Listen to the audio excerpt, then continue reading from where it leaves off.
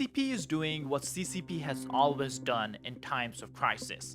In 1989, CCP turned against its own students to silence the democracy protest. Now, again, we have the Chinese economy collapsing because of US tariffs, and CCP is turning against its own citizens. But in a rare move in China, it seems more and more business owners are speaking up against what's going on and how badly this is affecting their families and their employees. Here is just one clip. Last month, I took an order for a batch of copper parts. I've already bought all the materials. It cost tens of thousands, and everything has been cut, ground, washed, and engraved. It's not finished yet, but today the customer messaged me and said the delivery might be delayed. After customs clearance, the taxes have gone up too much. A TikToker who works as a bulk trade supplier shared in his video the huge pressure he's under after the sudden increase in US tariffs. 订单量5000多万美金，今年我们订单已经排到了26年的5月份。 Our orders are worth over 50 million US dollars. This year, we're already booked through May 2026. But with this 30% tariff hike, the impact on us is huge. If you're a small startup, it's not such a big deal because you don't ship enough to fill an entire container.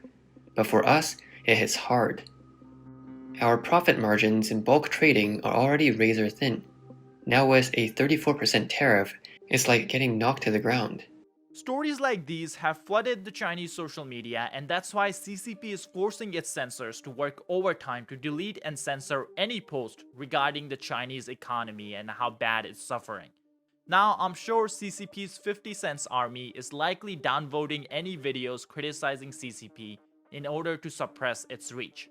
They have been caught doing this earlier too. So if you guys can take a second and hit the like and subscribe button down below, it helps out our video tremendously. Now, all the while CCP is suppressing any criticism, they have also increased their propaganda to spread anti-American sentiment all around China and among Chinese citizens. One of the ways they are doing this is by posting this clip of Chairman Mao. As to how long this war will last, we are not the ones who can decide. It used to depend on President Truman, and it will depend on President Eisenhower, or whoever to become the next US president. It's up to them. No matter how long this war is going to last, we'll never yield.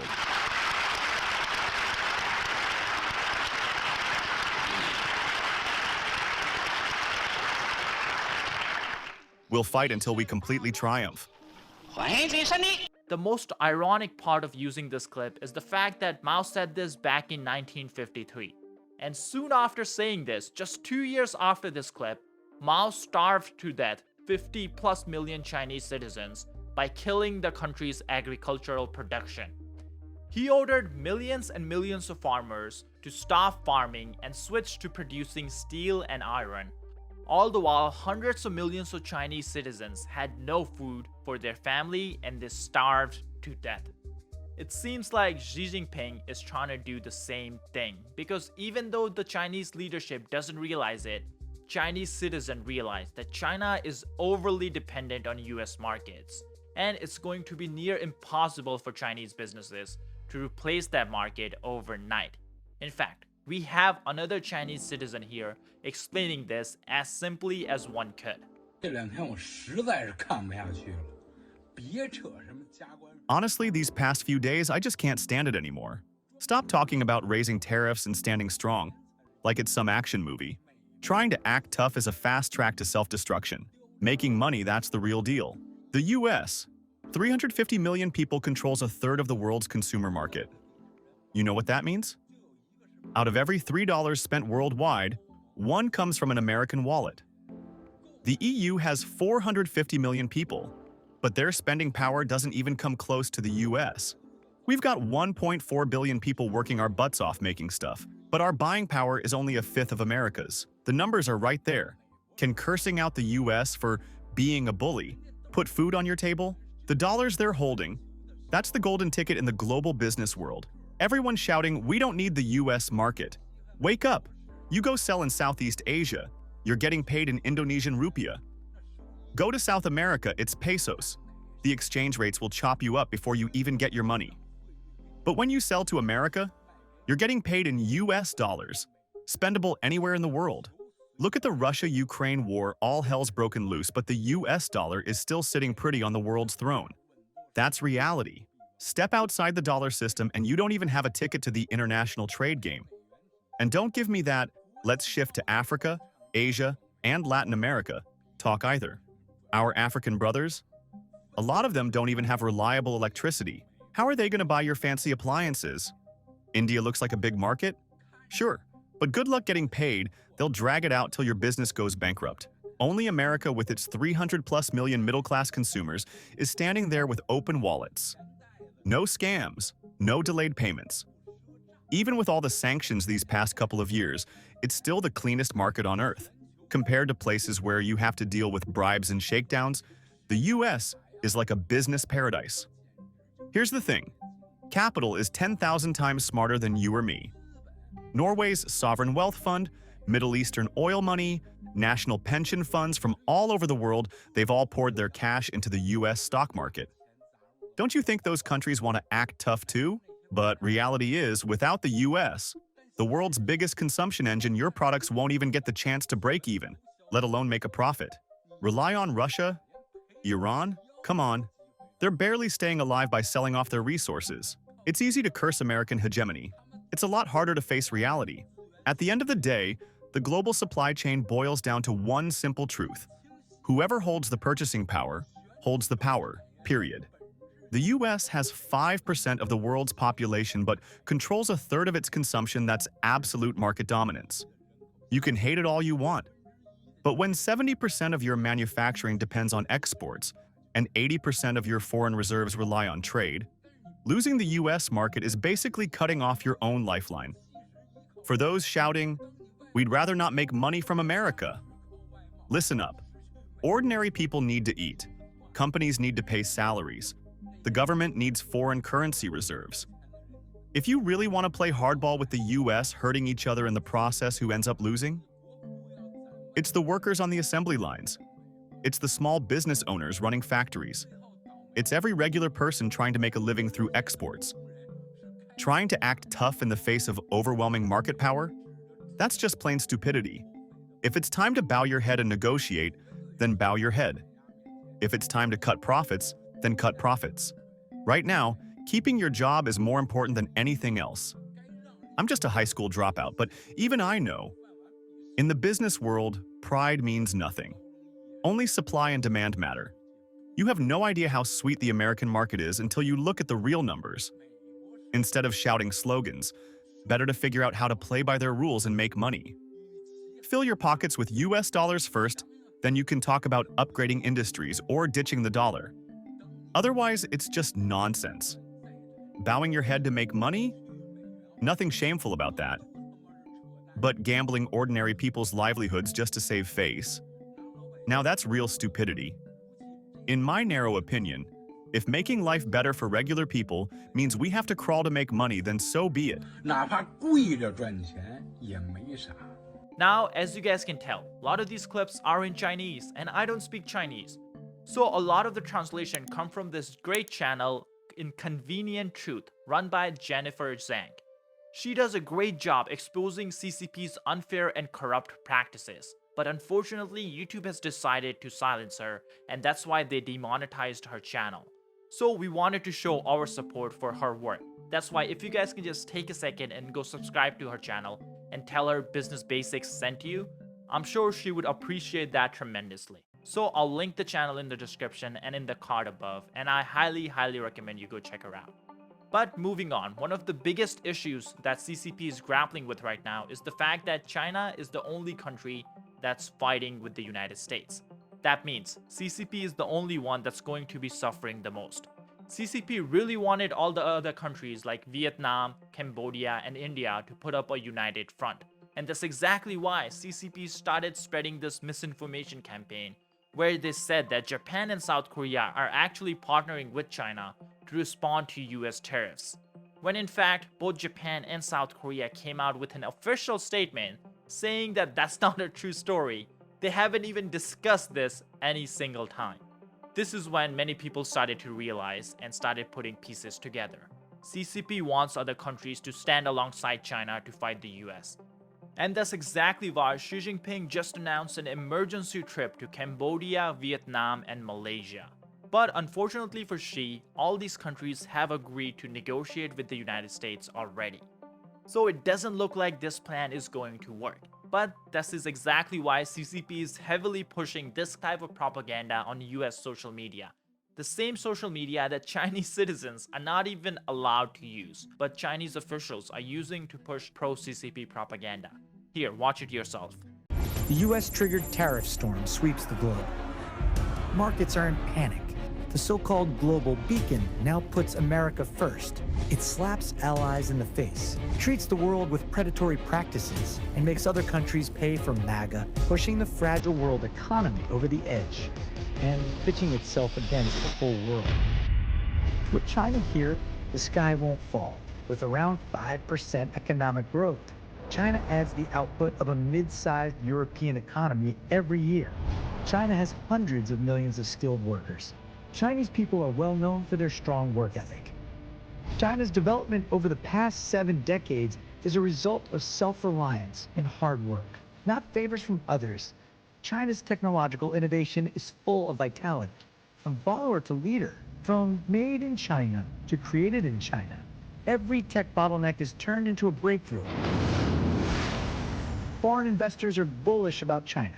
Global businesses believe the next China is still China, and the best is yet to come. Openness and win-win cooperation are ingrained in the DNA of the Chinese people. 600 years ago, Chinese navigator Cheng He led fleets to the Indian Ocean and beyond, not for territorial conquest, but for silk and ceramics trade.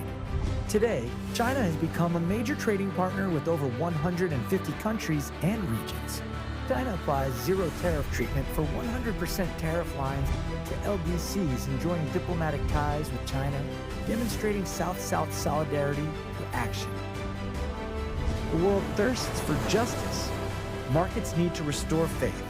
Between the pond of closed markets and the ocean of economic interconnectivity, which one would you choose?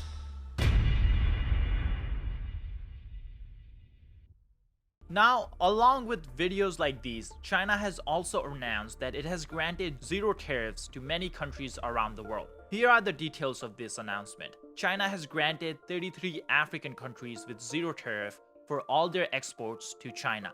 China has remained Africa's largest trading partner for 15 consecutive years. For years, the portion of China-Africa trade in Africa's total foreign trade has increased. Now, this sounds like a great announcement, but did you guys catch that? They only granted this to African countries. China wants everyone to believe that China is a defender of free trade, when in reality, this is just a pure scam. Many African economies lack the industrial capacity to benefit from preferential access, and high-value export face barriers like technical and regulatory standards, which Beijing constantly expands, making market entry nearly impossible, let alone benefit from it. In simple terms, African countries don't have the capacity to export much of the goods to China, and that's exactly why China is giving them zero tariffs on any exports.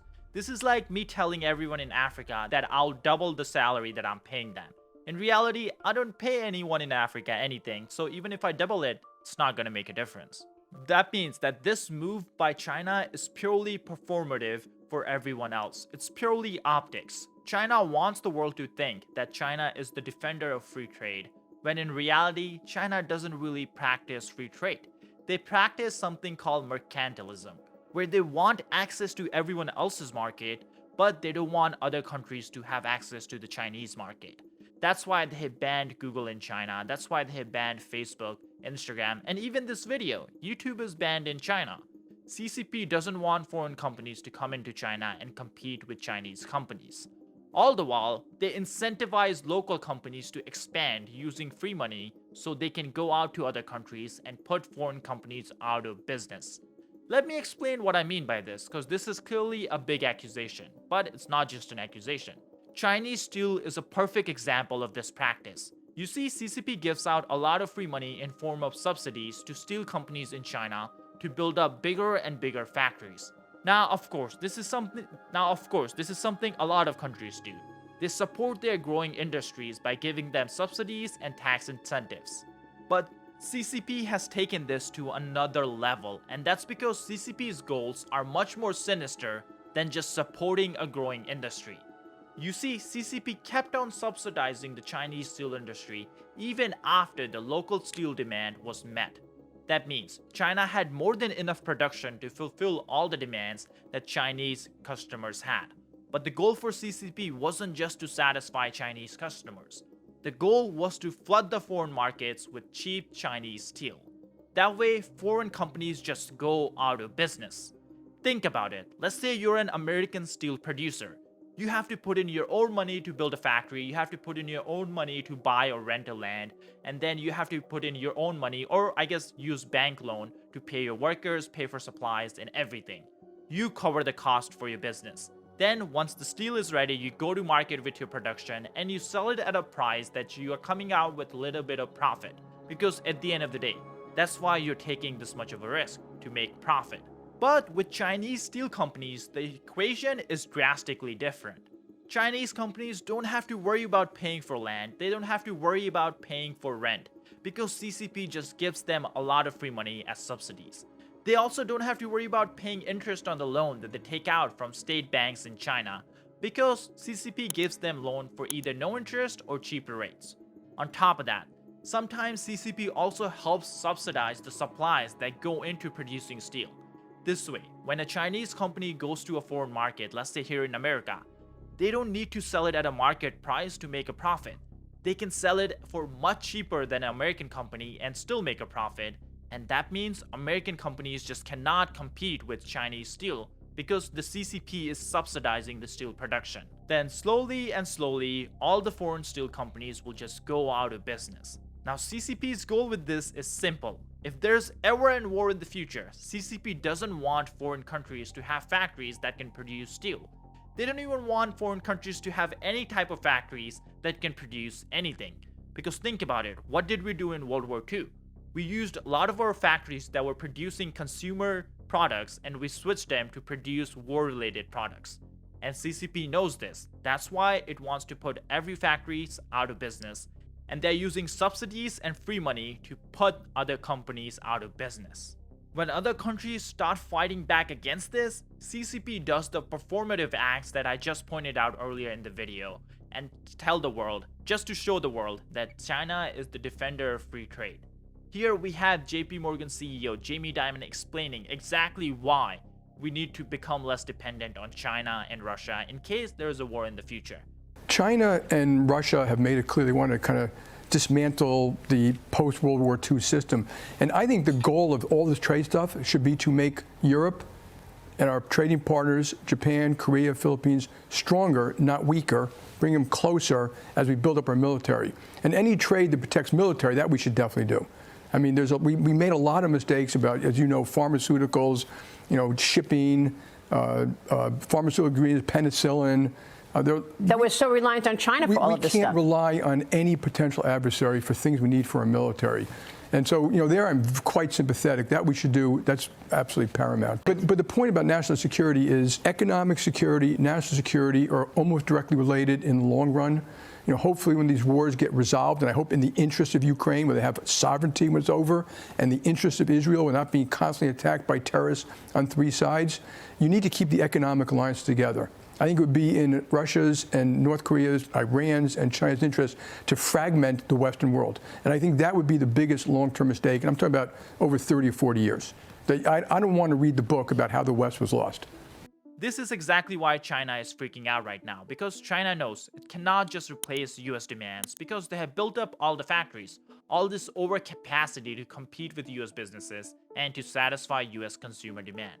But on the other hand, US consumers can take their demand and direct it to some other country. Now, I'm sure many of you guys know that we're gonna have some pain for short term, but at the end of the day, China has a lot more to lose than the United States. Right. Now, when you think about this with tariffs, you say, okay, who's flexible and who's inflexible? We can reallocate our demand across borders.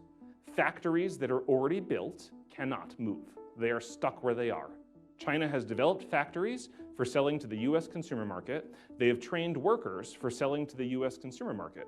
We can move our demand across borders. Those factories and citizens cannot move. They're stuck where they are. And so the incidence will fall on them, just as in the property tax example, right? Now, does this automatically happen on day one? No. But will this happen in the fullness of time? Absolutely. This is just the basic economics of incidence in public finance. And and if the incidence is falling on other countries because they're inflexible, the Chinese now have to find someplace else to absorb their demand, to absorb their excess supply. And guess what? There isn't anywhere else to absorb their excess supply. Who's going to buy as much as American consumers? Nobody, right? There is no place else to absorb their excess supply. YouTube just dropped a mind-boggling announcement.